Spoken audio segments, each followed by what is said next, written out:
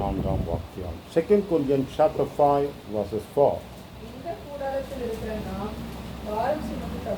இந்த கூடாரத்தில் இருக்கிற நாம் பாரம் சுமந்து தவிக்கிறோம். தேவ பிள்ளைகளே, இந்த உலக வாழ்வை பற்றி பக்தன் பவுல் சொல்லும் பொழுது தேவ ஜனத்துக்கு சொல்கிறார், இந்த கூடாரத்தில் நாம் பார சுமந்து தவிக்கும் தவிப்பை நாம் அறிந்திருக்கிறோம். ஆகவே நமக்கு ஒரு கூடாரம் இருக்கிறது, நிலையான நகரம் அது. அங்கே போக வாஞ்சித்துக் கொண்டிருக்கிற வாழ்வு இது. இந்த உலகத்தோடு வாழ்வு முடிவதற்காக நாம் இந்த கர்த்தர் அழைக்கவில்லை. எல்லாம் அறிந்திருக்கிற குடும்பங்களாய் அநேக வேளையில பாரம் சுமந்து தவிப்பை நாம் விடுவதில்லை. ஆண்டவர் நம்மிடத்தில் அடிக்கடி சொல்லுகிற காரியம், கவலைப்படாதீர்கள், நம்பிக்கையிருங்கள், பயப்படாதீர்கள் என்றாலும் கூட வீணான கலக்கத்தின் பாரத்தை நம்ம இருதயங்களில் சுமந்து தவிக்கிறோம். அதெல்லாம் வேதம் திட்டமாக சொல்கிற இந்த கூடாரத்தில் இருக்கும் வரை பாரம் சுமந்து தவிக்கிறோம். உண்மைதான். இந்த தவிப்பு ஒரு வித தவிப்பு யாதெனில், எப்பொழுது ஆண்டவருக்கு வருவார், அவருக்கு போய் சேரலாம் என்ற ஒரு தவிப்போடு இந்த ஆத்மா இருப்பதை தான் பக்தன் சொல்கிறார். இந்த மாலையில் நாம் சுமக்க வேண்டிய பாரங்கள், நாம் சுமந்து கடந்து போக வேண்டிய பாரங்கள் யாதென்பதையும் தெரிந்து இருப்பதனால் மீண்டும் நினைப்பூட்டி நாம் இந்த மாலையில் கடந்து போக நான் விரும்புகிறேன். இந்த கூடாரத்தில் நாம் பாரம் சுமந்து தவிக்கிறோம். நம்மை காரணம் என்னவென்றால், இந்த பாரம் சுமந்து தவிப்பதின் காரணம் நாம் தான் தனியாய் சுமக்கிறோம் என்ற ஒரு எண்ணத்தை சத்துரு விடுகிறார். உனக்கு தான் இதை, உங்கள் குடும்பத்துக்கு தான் இதை, உங்கள் கொண்டு தான் இதை என்று சொல்லும் பொழுது நாம் அறியாமலே நம்முடைய இருதயம் தெரியாத அளவில் பாரம் வருகிறது. எவ்வளோ பேர் நம்மிலும் வேதனையோடு இருக்கிறார்கள். அவளை நாம் நினைத்து கற்று காண்பிக்கவில்லை. நம்மிலும் வேதனையோடு இருக்கிற எத்தனையோ ஜனங்கள் இருக்கிறார்கள். அவளுடைய வேதனைகளை நாம் அறிந்திருந்தும் அவைகள் நமக்கு பெரிதாய் தோன்றுவதில்லை. காரணம் என்னென்றால், நம்முடையவர்களோடு இருக்கிறவர்கள் நம்மிடத்தில் சொல்லுகிற ஒரு வார்த்தை என்னென்றால், உங்களுக்கு தான் பிரச்சனையா இருக்கு, போராட்டமா இருக்கு, எந்த தோல்வியா இருக்கு என்றெல்லாம் சொல்லும் பொழுது பாரம் சுமந்து தவிக்கிற அந்த தவிப்பிலிருந்து நாம் வெளிவர வேண்டும் என்று கற்று விரும்புகிறார். கத்திர பிள்ளைகள் வேறு திட்டமாக சொல்வது, அவனவன் தன் சிலுவையை சுமந்து என்னை பின்பற்ற கடவுள், அப்பொழுதுதான் அவன் என் சீஷனாய் இருப்பான். பாரத்தில் இறக்கி வைக்கிறதுக்கு ஆண்டவர் இருக்கிறார். ஆனால் நீங்கள் சுமக்க வேண்டிய பாரத்தை சுமந்தாக வேண்டும் என்று கர்த்தருடைய கட்டளை. You cannot keep it down. அதை இறக்கி விட முடியாது. தூக்கி தான் போகணும். தூக்கி சுமக்க வேண்டிய குழந்தை தூக்கி தான் சுமக்கணும் இல்லை? அப்படிதானே? நடனம் எப்படி நடக்கும்? அது தூக்கி சுமக்க வேண்டிய காலம் மட்டும் நீங்கள் தூக்கி சுமக்கிறது பாரமாய் கருதுவதில்லையே. அதுபோல கிறிஸ்துவ ஜீவித்து நீங்கள் சுமக்க வேண்டிய பாரம் யாதுன்னு கர்த்தர் சொல்லியிருக்கிற அவனவன் தன் சிலுவை. லூக்கா 4:27 அப்படிதான் நீங்கள் படிக்கிறீங்க. ஆகையால் ஆண்டோடைய பிள்ளைகளாக நாம் நம்முடைய வாழ்வில் சுமக்க வேண்டிய அந்த பாரத்தை தேவன் நம்மை ஏற்றிருக்கிறார். சுமக்க கூடாததை ஏற்ற மாட்டார். மிஞ்சினதொன்றை அவன் மேல் என்ன செய்வதில்லை, சுமத்துவதில்லை. ஆண்டோடைய பிள்ளைகள், வருத்தமான பாரங்கள் எவைகளாக இருக்கட்டும், ஆனாலும் உங்கள் வாழ்வில் நீங்கள் சுமந்து செல்ல வேண்டிய கட்டாயம் யாது என்பதை உணர்ந்து செயலாற்றுங்கள். ஆண்டோடைய பிள்ளைகளை முதல் காரியமாக எபிரேயர் நிருபம் 13ஆம் அதிகாரம் 13ஆம் வாரம் எதை நீங்கள் சுமக்க வேண்டும் பாருங்கள்.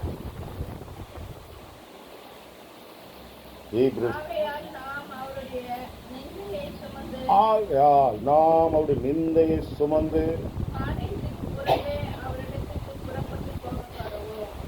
அவரிடத்தில் போக விரும்புகிறவ அவருக்காக நிந்தை சுமக்கணுன்ற. எதுக்கு நிந்தை சுமக்கணுமா?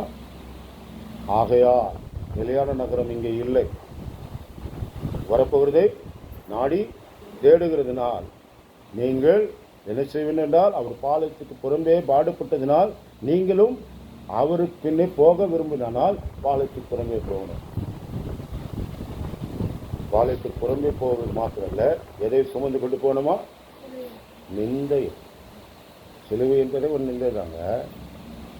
அந்த உங்கள் சிலுவை அல்ல, கிறிஸ்துவுக்காக நிந்தை. உங்கள் சிலுவை என்பதை நாம் விரைக்கிற நான் சமயம் எடுக்கலாங்க. நாங்கள் I don't take too much time over. ஆனால் நிந்தை ஆண்டவருக்காக நாம் ஏற்றுக்கொள்ள வேண்டும் என்று கர்த்தர் விரும்புகிறார். அவர் நமக்கு நிந்தை ஏற்றவர்.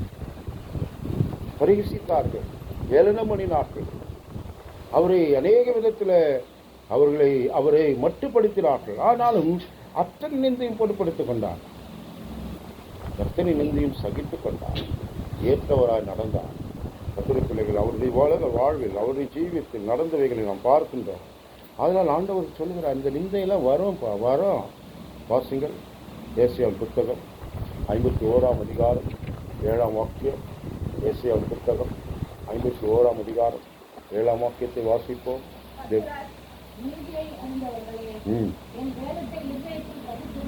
என் வேதத்தை இருத்தத்தில் பதித்திருக்கிறவளே, எனக்கு செவி கொடுங்கள்.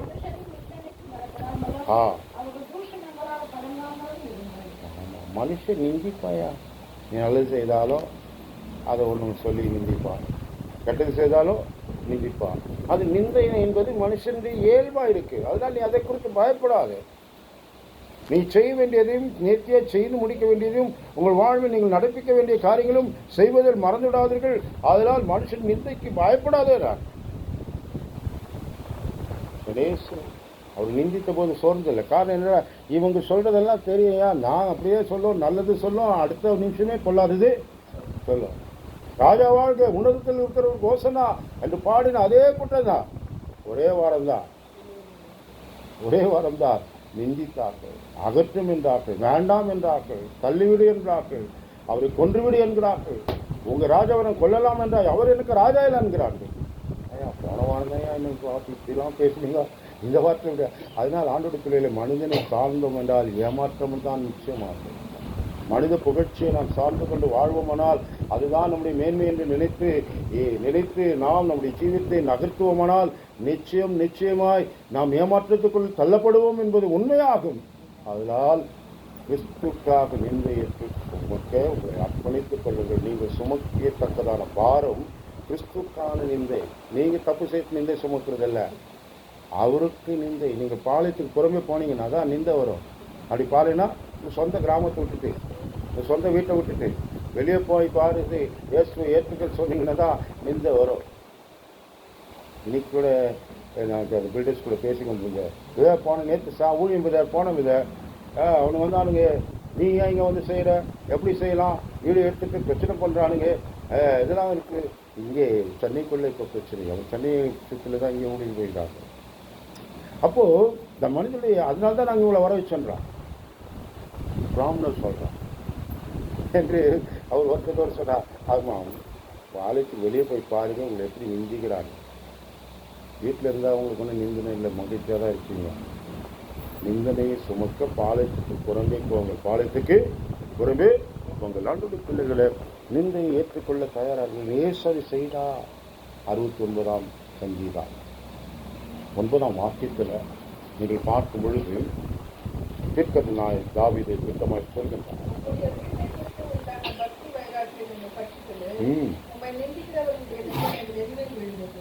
நிந்திக்கிறருடைய நிந்தை என்மேல் விழுந்தது. அப்படிதான் அவர் வாழ்ந்தார். தேவன் நிந்திக்கிற நிந்தையில என் மேல ஏற்றுக்கிறவர்கள் சொல்லி அவர் ஏற்றுக்கொண்டவரா இருந்தார். அதை பவுல் ரோம சபைக்கு சொல்லும்போது திட்டமாய் சொல்கிறார். வாசிங்கள் ரோமர் நிருபம் 15ஆம் அதிகாரம் 3ஆம் வாக்கியத்தில் இதே வார்த்தை தான் பவுல் நினைப்பூட்டுகிறார். நம்ம கிறிஸ்து வாழ்ந்து காண்பித்தார் ஐயா. 3ஆம் வசனம்,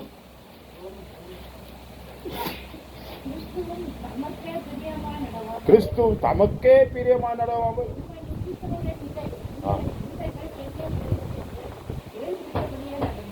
ஆமா, உண்மை நிந்திக்கிறோடைய நிந்தை என்மேல் விழுந்ததென்று எழுதியிருக்கிறபடியே நடந்தார். நிந்திக்கும் உலகத்திற்காக நீங்கள் பயந்து நிந்தினானால் ஒரு போதிலும் இல்லை. நிந்தனை தொடரும், நிந்திப்பார்கள். இந்த உலகம் நல்லதும் பொல்லதும் பேசும் உலகம். ஆகிலும் நீங்கள் செய்ய வேண்டியது யாரெனில் கிறிஸ்துவுக்காக நான் நிந்தையேற்று அதை சுமப்பதில் நான் பாரமாய் கருத மாட்டேன். கிறிஸ்துவுக்கு வரும் நிந்தையை நான் பாரமாய் கருதாமல் கடந்து போக கர்த்தர் கிருபை செய்வாராக என்று கேட்கிறார். காலை மாலையில் நினைவுபடுத்துகிறார். எத்தனை நிந்தை அவருக்காக நாம் சுமந்திருக்கிறோம், எத்தனை நிந்தை அவருக்காக நாம் ஏற்றிருக்கிறோம். அவருக்காக நிந்தை சுமைக்கிறதுல நமக்கு எவ்வளோ மகிழ்ச்சி இருக்கிறது. அன்புடைய பிள்ளைகளை நன்மை மாத்திரம் அவருக்கு நாம் விரும்புவதாக அல்ல, அவருக்காக நிந்தை ஏற்பட்டு அதனால்தான் பவுல் பிலிப்பியரோடு சொன்னார், அவரை விசுவாசிப்பதற்கு மாத்திரமல்ல. பிலிப்பியர் 1:28 நாம் பேசிக் கொண்டிருக்கிறோம். 28, 29 வாசிங்கள். அவர் மாத்திரமல்ல, அருளப்பட்டதுன்னா நல்லதுங்க. அருள்னா நல்லதுங்க. ஆனால் உங்களுக்கு அருள் பட்டிருக்குதா? என்ன அருளப்பட்டிருக்கு? அவர் நிமித்து பாடுதான். Guarantee. It is given to you. You have to take suffering as a granted. கிறிஸ்துவ நீங்கள் சுமந்து போனால் யாரும் உங்களை மகிழ்ச்சியை ஏற்றுக்கொள்ள மாட்டாங்க. ஆண்டவர் அறிந்தவர் ஏற்றுக்கொள்வார், ஆண்டவர் அறியாதவர் சிந்திப்பா.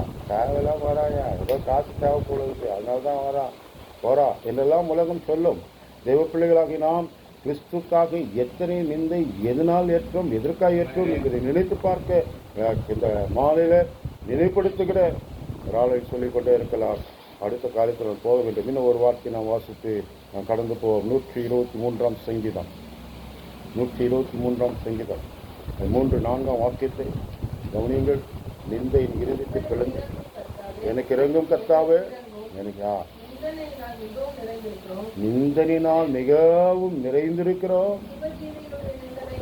சுகஜீவிகள் நிந்தை நிலை அன்று மாத்திரம் இல்லைங்க, இந்த நூற்றாண்டு அதுக்கு மேல இருக்கு. சுகஜீவிகள் சொல்றது என்ன?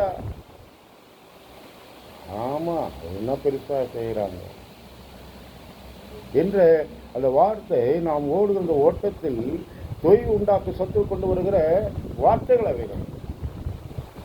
இந்த இரவில் மீண்டும் உங்களுக்கு சொல்கிறேன், அநேக பாரம் சுமந்து தவிக்கிறோம் என்று சொல்லி தவித்து கொண்டிடாமல் கிறிஸ்துக்காய் இருக்கும் நிந்தையை மகிழ்ச்சியாய் கருதி பாலத்துக்கு புறம்பே போய் அவரோடு சேருகிற வாழ்க்கைக்கு உரியவளாய் வாழ்ந்து கொள்ளுங்கள் என்கிற தேவ பிள்ளைகளை நான் அதை தான் செய்ய விரும்புகிறேன், அதை தான் செய்யணும்னு கற்று விரும்புகிறேன்.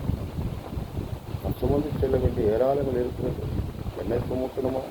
நிந்தை மாத்திரம் இல்லை, முதல் காரியமாய் இதை சிந்திக்கணும். ஆனால் 2வது தான் நான் இங்கே அங்கே போகிறேன். காரணம் தான் தெரிந்திருக்கிறோம்.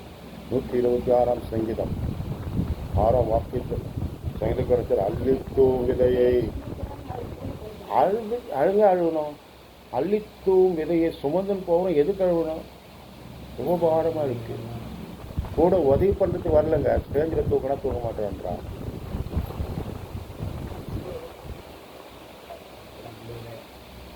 அள்ளித்தூம் ஒரு விதை, அள்ளித்தூவும் தூக்கத்துக்கு சுமக்கிறதுக்கு ஆள் இல்லைங்க. நான் ஒருத்தனையா போனேன், எனக்கு தானே கடை இருக்கு என்ற ஒரு வருத்தம் அவனை ஆழ்த்ததுனால தான் சொல்றேன். அள்ளித்தூம் விதையை சுமந்து செல்வன் அழுது கொண்டே போகிறான். தொடருவோம்.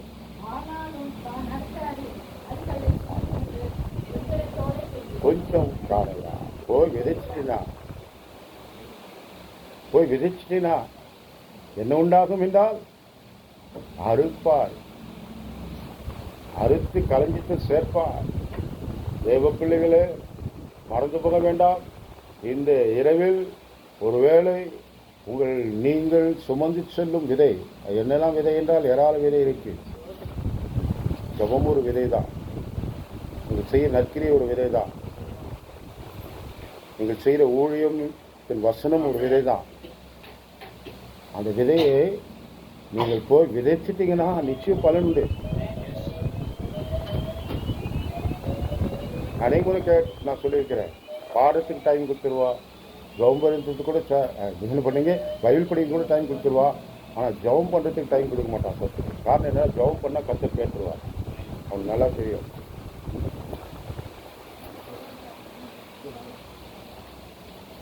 ஆதலால் இந்த இரவில் உங்களுக்கு நான் சொல்கிறேன், அள்ளித்தூம் விதையை சுமந்து செல்கிறது.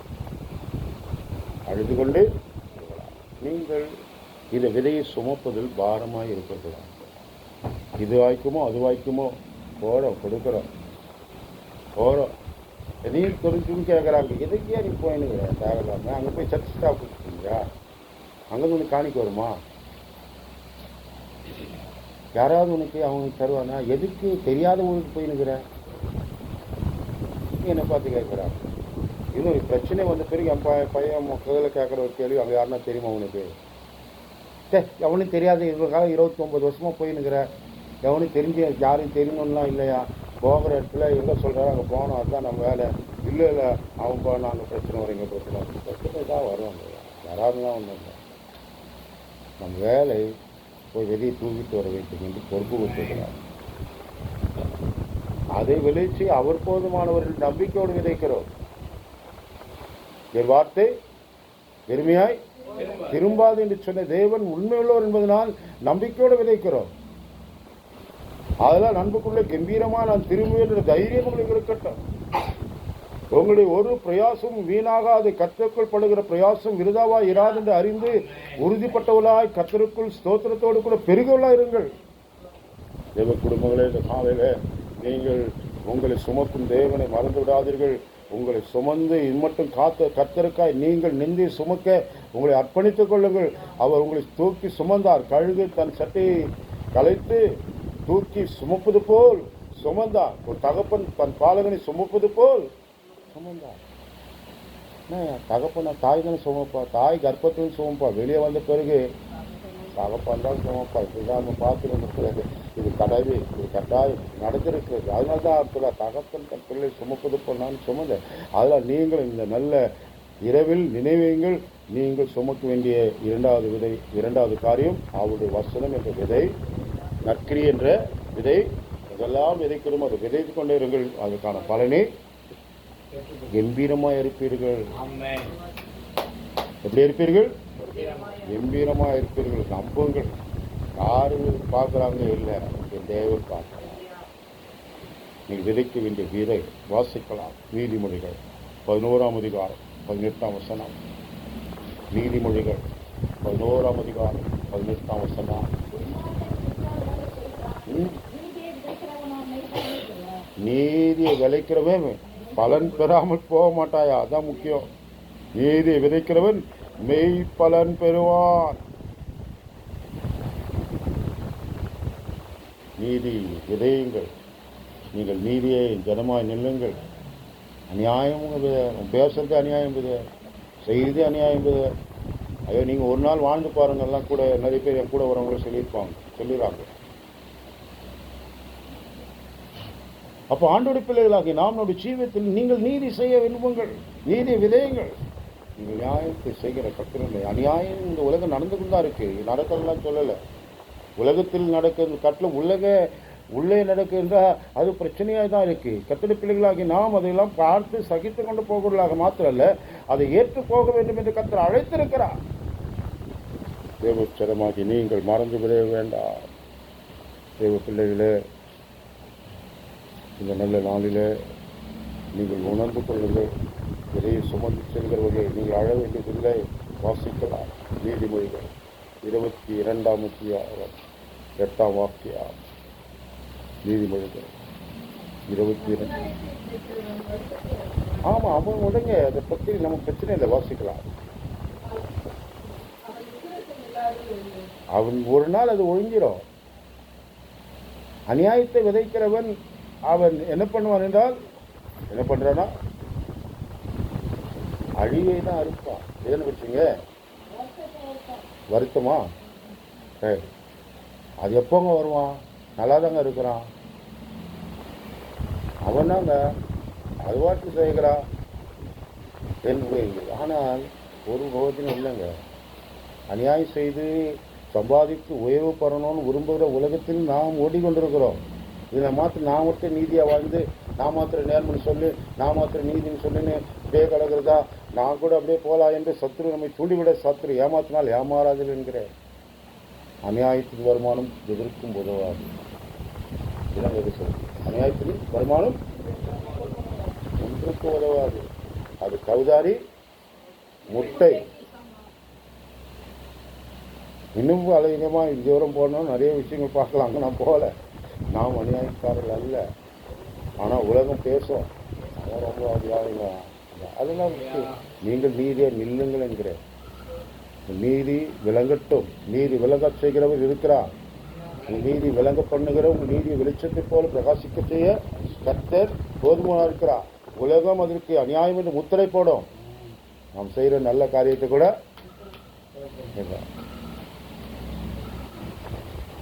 எங்கள் அம்மா எங்கள் சித்தப்பா மகளுக்கு அவங்க வயசாயிடுச்சு, 40 வயசு ஆயிடுச்சு.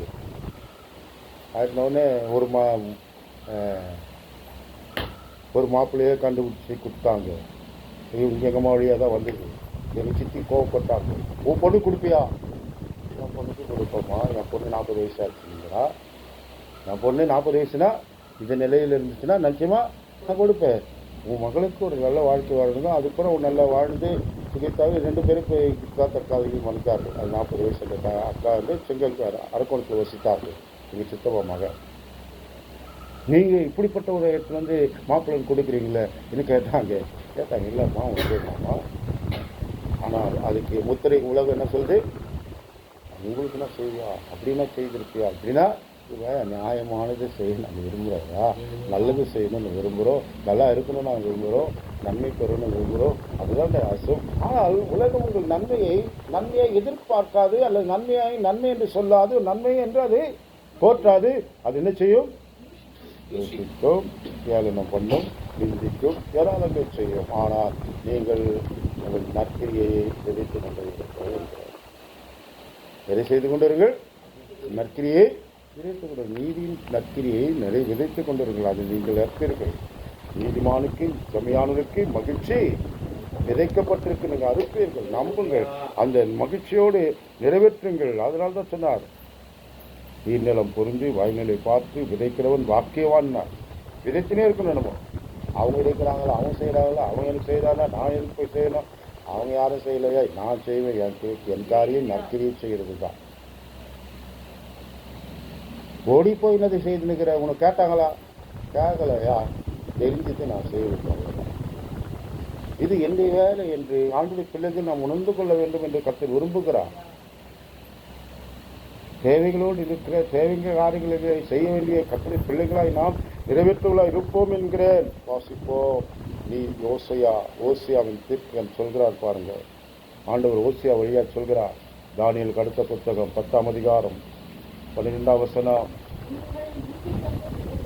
நீதிக்கென்று விதையுங்கள், அறுப்பீர்கள். நீங்க நீதிக்கு ஒத்த விதைச்சிங்கன்னா தயவு பெறுவீர்கள். யாருக்கிட்ட இருந்து நீங்க செய்தாங்களா அவங்ககிட்ட இருந்து இல்லை, கர்த்தர் தயவு பாராட்டுவார். உனக்கு வந்து தயவு பாராட்டுவார். சமுதாயம் வந்து உனக்கு தயவு அனுப்பார். காரணம் என்னடா, நீங்கள் விதைப்பது நீதி. 10:12 நீதி விதை தயவு கொடுத்த அது பறிப்பீர்கள். நிச்சயம் கதையில் கர்த்தருடைய வார்த்தை காவியம் இல்லை. அதனால் நீங்கள் சுமக்க வேண்டிய விதையை சுமப்பதோடு மாத்திரமல்ல, அதை தூவுங்கள், அதை கம்பீரமாய் அறுப்பீர்கள். அள்ளி தூவும் விதை, ஜபம், கிரியை, விதை என்ற ஏராளங்கள் இருக்கிறதை நாம் பேசுகிறோம். 3வது ஒன்றை சொல்லி வேகமாய் நிறைவு கொண்டு வருவாங்க நம்புகிறேன். தேவ பிள்ளைகளாக்கின்னா ஆண்டவர் பவுல் திட்டமாக சொல்கிறார். 2 கொரிந்தியர் 4ஆம் அதிகாரத்தில் 10ஆம் வாக்கியத்தில் பவுல் தன்னுடைய ஜீவித்தை அவர் சாட்சியாக வைத்துக்கொண்டு சபைக்கு திட்டமாக சொல்கிறார். இவர் எங்கள் சரீரத்தில் விளங்கும்படி எப்பனா தேவனை மாற்ற தூக்கினது இல்லை. எப்பயோ எதை சுமந்துன்னு போகிறோம்? இயேசுவின் மரணம். அப்படின்னா எப்படி இருக்கும்? அந்த மரணத்தை சுமந்துன்னு போகிறதுன்னா எப்படி இருங்கன்னு நினைக்கிறீங்க? ரொம்ப சந்தோஷமான வாழ்க்கையா? இல்லை. கிறிஸ்துவ வாழ்க்கை என்பது சொகுசு படிப்பு வாழ்க்கை இல்லைன்னு அனைவரை சொல்லியிருக்கிறேன். இது போனால் அடுத்தது வரும், அது போனால் அடுத்தது வரும், எனக்கு தெரியும், சந்திக்க வேண்டியவர் நான் தான், ஆனால் செய்து நிறைவேற்ற தேவன் இருக்கிற அந்த நம்பிக்கை எனக்கு இருக்கு என்று சொல்லி பயணிக்க வேண்டியவர்களாக நாம் இருக்கிறோம். கிறிஸ்துவின் ஜீவன் எங்களில் விளங்கும்படிக்கு, என்னவா? கிறிஸ்துவின் ஜீவன் எங்களில் விளங்கும்படிக்கு நாங்கள் எப்பொழுதும், எப்பனா இல்லை, வாரத்தில் ஒரு நாள் இல்லை, மாசத்தில் ஒரு நாள் இல்லை, எப்பொழுதும் அவருடைய மரணத்தை சுமந்து திரிகிறோம். மோந்தத்தை போட்டு சுமந்து தெரியுதில்லை.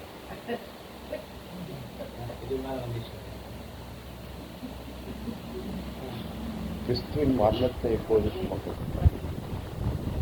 தேவ பிள்ளைகளை, தேவ குடும்பங்களை நம்முடைய மறந்து விட வேண்டாம். நான் உங்களுக்கு சொல்ல வந்த காரியம் யாதெனில், அவருடைய மரணத்தை சுமந்து தெரியுது என்பது எப்படி இருக்குன்னு நினைக்கிறீங்க நீங்க? வாசிங்க 2:14 புரிஞ்சிருமா பாருங்க, விளக்காமே புரியுமா பாருங்க. 2 Corinthians 2ஆம் அதிகாரம் 14ஆம் வசனம்.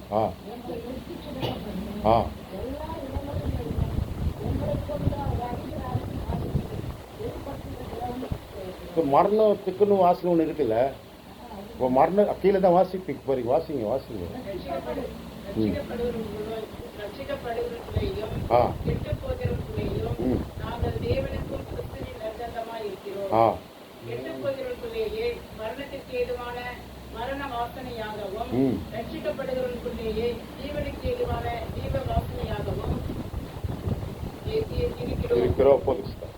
அப்போ கவனிங்கள், ஒரே வாசனை தான், ஜீவ வாசனை தான். ஆனால் ஒரு கூட்டம் என்னையா சேர்த்து இது நாத்தம் அடிக்குதுன்ற, இன்னொருத்தர் ரொம்ப நல்லா இருக்கு எங்கே வாங்கினதுன்ற, 2 பேருக்கு ஒரே சேர்த்து தான். ஆனால் ஒருத்தருக்கு விஷயமா வேறு மாதிரி இருக்கு, ஒருத்தருக்கு என்ன இல்லை புரியல. நாங்கள் கிறிஸ்துவுக்கு நற்கந்தம் தான். ஆனால் ஒரு கூட்டம் சொல்லுது மரண வாசனை. இல்லையா வந்துட்டானா வேஷமானுங்க, புதியனுவானுங்க, பாடினுவானுங்க. ஒருத்தருக்கு மரண வாசனையாக தோணுது அவனுக்கு, இன்னொருத்துக்கு என்ன இருக்கு ஜீவாசனையாக இருக்குது. எங்கே வந்துக்கிற டோம் பண்ணுவாங்கய்யா, வீட்டுக்கு வாங்கய்யா டோம் பண்ணுவோம். எங்களை ஒரு சக தாய் அவன் கையை பிடிச்சி இழுத்துட்டு போச்சு. அந்த பாவம் அவரை கூப்பிட்டு போயிட்டு நல்லா ட்ரிங்க்ஸை கொடுத்துச்சு. நானும் செஞ்சு தான் நினைக்கிறேன். வந்தோம் போகலாம். ஐயா இல்லையா ஓய்வு செய்தீங்க ஐயா, வாங்கய்யா போனோம். அப்புறம் ஒரு காணிக்கை கொடுத்து அவங்க போய் அவன் கொடுத்தா, அவங்க மகன் கொடுத்தா. இந்த காணிக்கை என்ன நல்லது, கத்திரிக்கு சோத்து. அது சின்னதாக பெருசாலாம் பேச நான் இப்போ வரல. நான் சொன்னது என்னடா, அவளுக்கு அன்பு என்னது, அவளுக்கு மரண வாசனையை தோணலை, நாங்கள் ஜீவவாசனையை தோணிருக்கோம். இது அர்த்தம் வந்துருக்கிறீங்க, நாங்கள் எங்கள் கிராமத்துக்கு வந்துருக்கிறீங்க, சத்தியம் சொல்லிருக்கிறீங்க, உங்களுக்கு நாங்கள் எதையாவது செய்யணும். செய்கிறாங்கள முகமடியாது.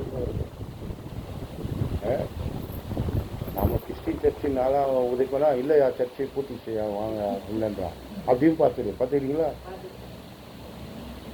தேவ பிள்ளைகளை, தேவனை தேடாது தேவனை தேர்வு விரும்புவதன் நமக்கு நாம் கிறிஸ்துவுக்கு நற்கந்தமாக இருக்கும். அதான் அப்போ கிறிஸ்துவின் மரணத்தை சுமந்து திரியும் போது அந்த மரணம் அநேகருக்கு நன்மை தரும் என்பதை உணர்ந்தவர்களுக்கு தான் ஜீவாசனையாக தோணும். அது உணராதவர்களுக்கு மரண வாசனையாக தான் தோணும். அதே மரணம் அவனுக்கு என்னவா இருக்கும், சிலருக்கு ஜீவவாசனையாக மாறுதான். அதெல்லாம் அவங்க சொல்கிறான். நாங்கள் எங்களை கிறிஸ்துக்குள் எங்கும் வெற்றி சிறக்க பண்ணுகிற கர்த்தர். நாங்கள் கிறிஸ்துவுக்கு என்னவா இருக்கிறோம், sweet smelling Seva. Sweet smelling Seva. நாங்கள் கிறிஸ்துவின் நற்கந்தங்கள். நற்கந்தங்கள் இதை மரியா வந்து உடைச்சி போட்டா, வீடு முழுதும் என்ன ஆயிட்டா, நறுமணம் வீசிட்டு உத்தம தைலம், உத்தம நலத தைலம். அதுக்கு நிறைய வார்த்தை ஒவ்வொரு சுவிசேஷங்களும் பயன்படுத்தி நான் பார்த்துருக்கேன். அவர் சொல்கிறேன், அது உத்தம நலதம் தைலம், உத்தம தைலம், விலையேறப்பெற்ற கலங்கமில்லா தைலம். இப்படிலாம் ஒவ்வொரு ஊழியனும் ஒவ்வொரு தேவ மனிதனும் சுவிசேஷங்களும் சொல்லிக்கொண்டு வருகிறார்கள். இப்போ ஆண்டுடைய பிள்ளைகளாக எல்லாம் தேவனுக்காக நாம் நற்கந்துகளாக இருக்க வேண்டும். கடைசியாக ஒரு வாசி சுமக்கிற உள்ளார் மாத்திரமல்ல, கலாத்தி நிருபம் 6ஆம் அதிகாரம் 2ஆம் வார்த்தைக்கு படிக்கிறார். என்ன பண்ணுமா, ஒருவர் பாரத்தை ஒருவர் சுமக்க. இது உங்கள் வேலை இல்லை. நாங்க அவன் பார்த்து நான் சுமக்கணும் இல்லை, நீங்கள் சுமக்கணும்னு ஆண்டு என்னை வித்து போட்டோம் பாரத்தை நான் ஏன் சுமக்கணும் நீ யோசிச்சு கேட்டிருக்கலாம். இல்லை, என்ன அதுக்காக தான் தேவன் உங்களை முன்னால் அனுப்பிச்சுக்கிறாரப்பா.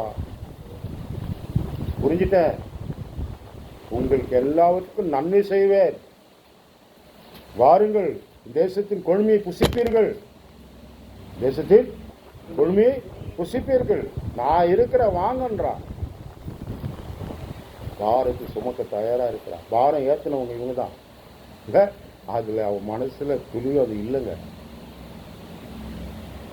அவனுக்கு மேலே அந்த எரிச்சலோ கோபமோ இருந்திருந்தா இந்த வார்த்தை வரும்னு நினைக்கிறீங்க? வருஷம் பார்த்துக்கலாம் இது நீங்கள் சொல்லியிருக்கீங்க. இல்லை, அவன் சொல்கிறான், நீங்கள் வாங்கப்பா, பயப்பட வாங்க, தேசத்தின் நன்மை தருகிறார். இதுதான் நம்ம சொல்கிறான். ஒருவர் பாரத்தை ஒருவர் சுமந்து, இப்படி கிறிஸ்துவின் பிரமாணத்தை நிறைவேற்ற. கிறிஸ்துவின் பிரமாணம் இதுதான். உங்கள் பாரத்தை நீங்கள் சுமக்கிறதில்லை, உங்கள் பாரத்தை ஒருவருக்கு ஒருவர் சுமக்கணும்னு கற்று விரும்புகிறார். தெரியும், கதையெல்லாம் பார்த்துருப்பீங்க, கேட்டிருப்பீங்க. ஒரு 50 தேங்காவை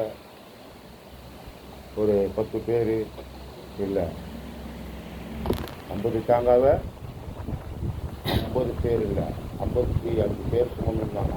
எனக்கு தெரியல, கதையா காவி மட்டும்லாம் நடக்க மாட்டேன். எல்லாம் 5-5 நிமிஷம் சுமக்கணும். என்ன செய்யணும்? 5-5 நிமிஷம் திரும்ப எல்லாம் 5 நிமிஷம். ஒருத்தர் திரும்பி எடுத்துகிட்டு வந்து என்ன சுமக்கிறீங்க? தாங்க மாட்டேன், திரியுங்க. பிரித்து ஆளுக்கு ஒரு தாங்க எடுத்து 5 பேர் கை ஃப்ரீயாக நடக்கிறேன். அப்படிதானுங்க. 50 தாங்காக ஒரே மூட்டை தூக்கின்னு வர்றதோட பாரத்தை இறக்கி கையில் எல்லாருக்கும் கொடுத்துட்டா ஒருத்தவங்க அப்படியே ஈஸியாக சுமந்துன்னு போயிடலாம். எல்லாரையும் வெளில நம்ம மொத்தமாக நம்ம தலையே வச்சுருவோம். அதனால தான் பிரச்சனை.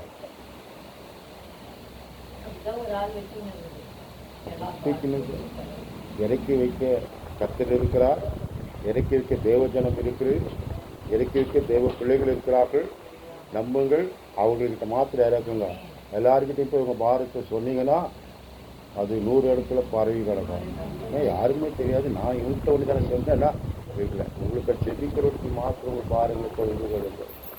உங்களை விசாரிக்கிறவர்கள் என்று அறிந்தவர்களுக்கு மாத்திரம் உங்களை கவலையை ஊற்றுங்கள். கர்த்தரிடத்தில் ஊற்றுவதை தவிர அடுத்தால் போல் நீங்கள் தெரிந்து கொள்ள உண்மையுள்ள தேவ பிள்ளைகள் உண்டு என்று தெரிந்து கொண்டால் அங்கே மாத்திரம் ஊற்றுங்க. இல்லைன்னா நீங்கள் இன்னும் பாரமாக இருக்கப்படுவீர்கள். தேவ பிள்ளைகள், இந்த கூடாரத்தில் நாம் இருக்கும் அளவும் பாரம் சுமந்து தவிக்கிறோம், பாரம் சுமந்து தவிக்கிறோம். ஆனால் நீங்கள் சுமக்க வேண்டிய இந்த பாரம் தவிப்பல்ல என்று நம்புங்கள். கர்த்தருக்கான விதை, அள்ளித்தூவும் விதை என்ற நற்கிரியை, வசனம், ஜபம் என்ற விதை சுமப்பது பாரமை கருதாதீர்கள்.